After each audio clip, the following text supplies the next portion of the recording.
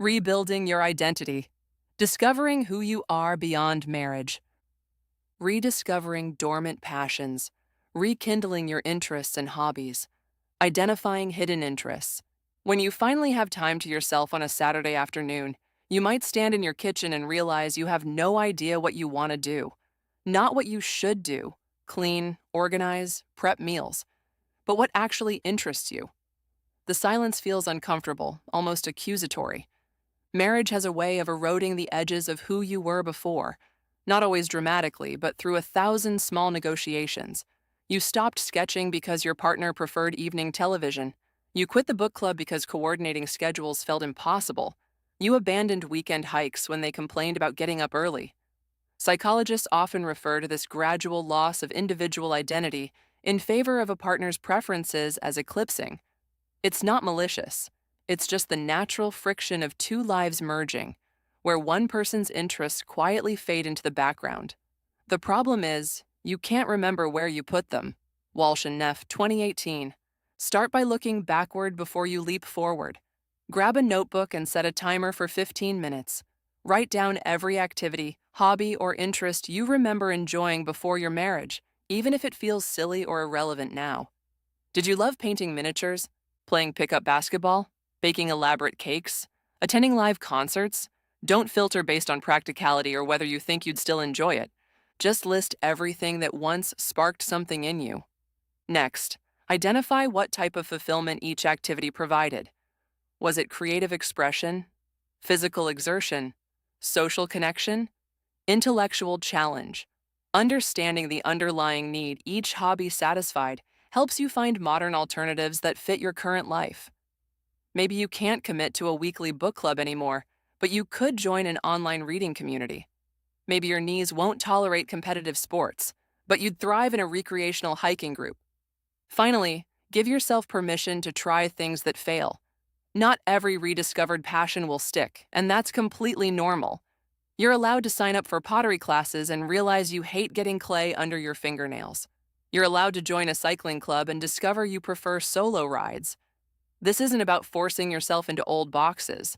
It's about testing what still fits and what needs to be retired.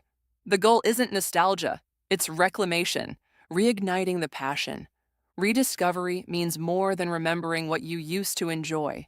It's the deliberate act of pulling dormant interests out of storage and testing whether they still hold energy for you. Some won't. Others will surprise you with how alive they make you feel. Both outcomes are useful data. The first barrier isn't usually practical, it's emotional. Self-doubt creeps in when you consider signing up for that watercolor class or joining a recreational volleyball league. You tell yourself you're too old, too out of practice, too rusty. You worry about looking foolish in front of strangers who've never stopped doing the thing you abandoned years ago. That voice is lying to you. Competence isn't the point. Engagement is. You're not auditioning for a performance or trying to impress anyone. You're reconnecting with a version of yourself that existed before the relationship reshaped your priorities. That person deserves your attention, regardless of skill level. Time constraints are real, but they're also negotiable. You're not looking to replicate the schedule of your 20s when you had entire weekends free. Instead, start with what behavioral scientists call micro-commitments: 15 minutes of guitar practice before bed, a half-hour sketching session on Sunday mornings, or one monthly meetup with fellow hikers. Landmark habit formation research demonstrates that consistency and stable context is what actually drives automaticity. Lally et al., 2010. Small, repeated exposures rebuild neural pathways and emotional associations faster than sporadic marathon sessions. You're training your brain to recognize joy again, and that takes repetition. Schedule these activities the same way you'd schedule a medical appointment. Put them in your calendar. Treat them as non-negotiable. If something conflicts, you reschedule the conflict, not the hobby. This might feel selfish at first, especially if you've spent years prioritizing everyone else's needs. But reclaiming your interests isn't selfish. It's essential maintenance for the person you're becoming. Passions as personal growth. When you lose yourself in sketching, dancing, or even woodworking, something profound happens beneath the surface. Research shows that just 45 minutes of creative engagement significantly lowers salivary cortisol levels. Kaimal et al. The 2016. You're not just passing time, you're rebuilding the biological foundation of resilience. Hobbies don't just fill empty hours, they become anchors for your evolving identity, spaces where you can explore who you are without the weight of someone else's expectations. Each time you engage with something that genuinely lights you up, you're sending yourself a clear message. I matter. My joy matters. My interests have value. The ripple effects extend far beyond the activity itself. When you commit to learning guitar or joining a pottery class, you're practicing follow-through with yourself. You're proving that you can set intentions and honor them, which translates directly into confidence in other life domains, career decisions, parenting choices, even future relationships. The woman who rediscovers her love of painting often finds herself speaking up more clearly at work. The man who returns to cycling after years away suddenly has the courage to set firmer boundaries with his ex-spouse. These transformations aren't accidents. Hobbies create what psychologists call mastery experiences, moments where you can see tangible evidence of your growth and capability. Bandura, 1977. Every small improvement becomes proof that you're not stuck, that change is possible, that you can build something meaningful from scratch. And that proof? It's worth more than any affirmation someone else could offer you. Defining your core values, establishing your personal compass, identifying your true values. Values aren't abstract concepts you pick from a list. They're already operating inside you, revealing themselves through what you defend, what you resent, and what keeps you awake at night. After divorce, most people assume they need to discover values as though shopping for new furniture. But you're not starting from scratch. You're excavating what was always there, buried under years of compromise and accommodation. Think of values as the underlying architecture explaining your emotional reactions. Relationship researchers John Gottman and Nan Silver found that long-term relationship depth and satisfaction are predicted not by shared hobbies, but by shared core values. Gottman and Silver, 1999. When those values clash or get suppressed, the friction shows up everywhere, in recurring arguments, in that creeping feeling of being fundamentally misunderstood, in the exhausting sense that you're constantly translating yourself for someone who doesn't speak your language. Your marriage might have ended not because either of you failed, but because you were running incompatible operating systems. Gottman and Silver, 1999. So, how do you actually identify these invisible forces? Start with your emotional flashpoints. What makes you unreasonably angry? What betrayals feel unforgivable? When someone dismisses something as not a big deal, but it feels massive to you, you've hit a value. Maybe your ex habitually arrived late and friends told you to relax, but the disrespect gnawed at you. That's not pettiness. That's a core value around reliability or respect surfacing. Maybe you craved spontaneous adventure while your partner needed advanced planning, and every vacation became a negotiation that left you feeling controlled. That tension wasn't about logistics. It revealed a fundamental value difference about freedom versus security. Look at your non-negotiables, too. What did you protect fiercely during your marriage, even when it caused conflict? What did you give up that still stings? Those concessions and defenses mark your value boundaries. If you surrendered career ambitions to support your partner's climb and now feel hollow, achievement and personal growth are likely core values. If you fought to maintain friendships, your spouse considered distractions, connection, and community matter deeply to you. The things you mourned losing aren't just preferences, they're pieces of your identity. Try this reflection exercise. List 3 moments in your marriage when you felt most authentically yourself, and 3 when you felt like an imposter. What was present in the first set and missing in the second? The patterns reveal your values in sharp relief. Maybe you felt real when collaborating on a project together, which signals partnership and shared purpose. Maybe you felt fake during social events where you performed a role, which suggests authenticity and genuine connection matter more than appearances. Understanding your values isn't self-indulgent philosophy. It's practical protection for your future. When you know what truly drives you, you stop abandoning yourself to keep the peace. You recognize red flags earlier because you're not ignoring that sick feeling when someone repeatedly disrespects something you hold sacred. You build a life that actually fits, instead of contorting yourself into spaces that were never designed for who you really are. This clarity becomes your compass, not a rigid rule book, but an internal guidance system helping you navigate toward relationships, careers, and choices that honor who you've always been underneath everything else. Living aligned with your values. Once you've clarified your values, the next challenge is making them real, weaving them into the fabric of your everyday life. Values aren't meant to be inspirational quotes you revisit once a year. They're decision-making tools, practical guides that help you navigate the hundreds of small and large choices you make every week. When you anchor your actions to your core values, you stop drifting. You create a life that feels authentically yours, not one shaped by someone else's expectations or the lingering patterns of your past relationship. Start with your calendar and your credit card statement. These two documents tell the truth about what you prioritize, often more honestly than your intentions do. If you claim that creativity is a core value but haven't touched a paintbrush or written a single page in months, there's a disconnect. If you say family matters most but every weekend disappears into work emails, the gap is visible. This isn't about judgment, it's about awareness. You're looking for misalignments so you can correct them, not to beat yourself up over past choices. Financial planners use a similar framework when helping clients align spending with stated priorities. Certified financial planner Carl Richards describes a budget as a tool for awareness, designed to align your use of capital with your personal values. Richards, 2015. If someone claims health matters most, but spends nothing on quality food or preventive care while buying luxury accessories, the transaction history reveals the actual hierarchy. The same principle applies to your time and energy. You can say adventure is a value, but if you never leave your comfort zone, if you turn down every opportunity for spontaneity because it feels uncertain, then adventure isn't truly guiding your life yet. The practical application of values requires deliberate integration strategies.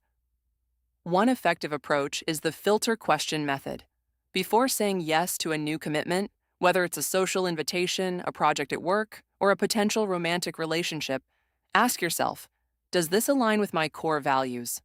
If the answer is no, or even a hesitant maybe, you have permission to decline. This single question can prevent you from overcommitting to things that drain you, or from slipping back into people-pleasing patterns that erode your sense of self. Another strategy is to build value-based rituals into your routine. If connection is a core value, schedule regular coffee dates with friends or weekly calls with family members. If growth matters, carve out time for reading, courses, or new experiences that challenge you. If peace is essential, protect your mornings with meditation or journaling before the world makes its demands. These aren't luxuries. They're structural supports for the life you're intentionally building. When values are embedded in your routines, they become non-negotiable, not afterthoughts you get to if there's time. Living according to your values also means making tough calls when something doesn't fit anymore. Maybe it's a friendship that once worked but now feels misaligned with who you're becoming. Maybe it's a job that pays well but contradicts your need for creativity or autonomy. These decisions aren't easy, but they're essential. When you honor your values, you stop tolerating situations that chip away at your integrity. You give yourself permission to choose alignment over comfort, growth over familiarity. This is how you avoid repeating old patterns. In your marriage, you may have compromised your values so often that you lost track of them entirely. You adapted, accommodated, bent yourself into shapes that didn't fit. Now, by anchoring decisions to your personal compass, you create a life where you don't disappear. You show up fully, make choices that reflect who you are, and build relationships, romantic or otherwise, from a place of wholeness, not need. Setting new goals, charting a course for your future, identifying personal aspirations. Start with reverse engineering your peak moments. What psychologist Abraham Maslow, 1964, described as peak experiences, profound, self-validating moments of deep fulfillment. Set a timer for 10 minutes and write down 3 to 5 times in your life when you felt most like yourself. Don't reach for obvious milestones like weddings or graduations. Look for smaller moments. The afternoon you spent organizing a community event, a deep conversation where hours vanished, the classic flow state identified by psychologist Mihaly Csikszentmihalyi, 1990, or a creative project you couldn't stop thinking about. Once you have your list, interrogate each moment. What were you actually doing? Who were you with, or were you alone? What need was being met? A quiet morning working on a creative project might reveal needs for solitude and self-expression. Leading a team through a crisis might point to values around competence and service. Now flip the exercise. Write down 3 situations from your marriage where you felt most diminished or erased. What specific aspect made you feel small? When your ex dismissed your ideas in front of friends, was the wound about respect, intellectual engagement, or being seen? When spontaneous plans always took precedence over yours, was it about fairness, predictability, or autonomy? The pattern between what energizes you and what depletes you reveals your roadmap. Create what I call a possibility inventory. Give yourself permission to be ridiculous. Write down everything you've ever wanted to try, learn, or experience. Things you mentioned once and your ex rolled their eyes. Things you abandoned because they didn't fit the marriage. Things you've never admitted aloud. Pottery classes, backpacking through Iceland, learning Arabic, joining a book club, training for a marathon, starting a side business. Don't edit for practicality yet. This isn't a to-do list, it's archaeology. You're excavating desires that got buried under years of being reasonable. Once you have 20 to 30 items, look for themes. Do most involve physical challenge, creative expression, intellectual stimulation, community connection? These clusters point toward what's been missing, what your future needs to include. Pick one small item from your list and do it this week. Not the most ambitious, the most accessible. The point isn't completion. It's reintroducing yourself to the sensation of moving towards something you want, rather than away from something you've lost. Setting SMART goals. Start with the version of the goal you can actually execute, not the one that sounds best on paper. Want to rebuild your social circle? Don't aim for join 3 new groups this month. That's overwhelming. And when you're already emotionally depleted, overwhelming goals get abandoned. Instead, identify the smallest possible next step, not the optimal step, not the impressive step, but the one you'll actually do even on a terrible day. Sign up for the class, send the text, put the gym clothes by the bed. Cognitive behavioral research on behavioral activation consistently shows that action precedes motivation, more often than motivation precedes action. Martel et al., 2010. You won't feel like it first. You'll feel like it after. This isn't about waiting until you're ready. It's about taking the tiny step that makes readiness possible. The momentum builds from there, but only if you start small enough that resistance can't talk you out of it. Once you've identified your micro step, schedule it. Put it in your calendar like a doctor's appointment. Treat it with the same non-negotiable energy. Goals that live only in your head stay theoretical. Goals that have a date, time, and specific action attached become real. They shift from someday to Tuesday at 7 p.m., and that specificity is what turns intention into outcome. Gollwitzer, 1999. And here's the part most goal-setting advice skips. Build in accountability. Tell someone what you're doing, not for approval, but for gentle external pressure. When you know someone else knows, you're far more likely to follow through. Matthews, 2015. It doesn't have to be a formal accountability partner, just a friend who'll check in, a group where you share progress, or even a simple tracking sheet you keep visible. The key is making your commitment visible to someone other than yourself. Creating an action plan. Action plans don't work if they're built on fantasy timelines. You now understand your core values, you've framed specific and measurable goals, and you've broken them into manageable steps. But all of that still sits in the realm of theory until you account for the reality of your resources and obstacles. Resources aren't just money. They're time, energy, relationships, skills, and the physical or emotional capacity you have right now, not the version you wish you had. Hobfull, 1989. If your goal involves networking professionally, but your work schedule leaves you drained by 6 p.m., pretending that won't matter guarantees failure. Instead, ask, what do I actually have? Maybe it's 20 minutes before bed to connect on LinkedIn. Maybe it's a Saturday morning coffee meetup once a month. Maybe it's asking a friend who already works in your target industry to introduce you to one person. Real resources create real momentum. Obstacles are equally concrete. They're not vague fears or what ifs. They're the predictable friction points that will show up when you try to move forward. Will childcare be an issue? Will your ex partner create tension around scheduling? Will your own perfectionism convince you that anything less than flawless execution means you're failing? Write these down. Name them. Then decide how you'll handle each one before it derails you. Gallwitzer, 1999. Support systems matter more than most people admit. Indeed, trying to willpower your way through major life transitions alone without social support is a documented setup for emotional and professional burnout. Halbesleben, 2006. Identify who can help. A friend who checks in weekly. A practice shown to significantly boost goal success rates by establishing external accountability. Matthews, 2007. A therapist who holds you accountable, or an online community of people working towards similar goals. Support doesn't mean someone does the work for you. It means someone witnesses your effort, reminds you why it matters, and occasionally talks you off the ledge when progress feels impossible. Progress isn't linear, and your action plan shouldn't pretend it is. Build in flexibility. Expect setbacks. Celebrate small wins. The point isn't perfection. It's consistent, tangible steps that move you closer to the life you're building.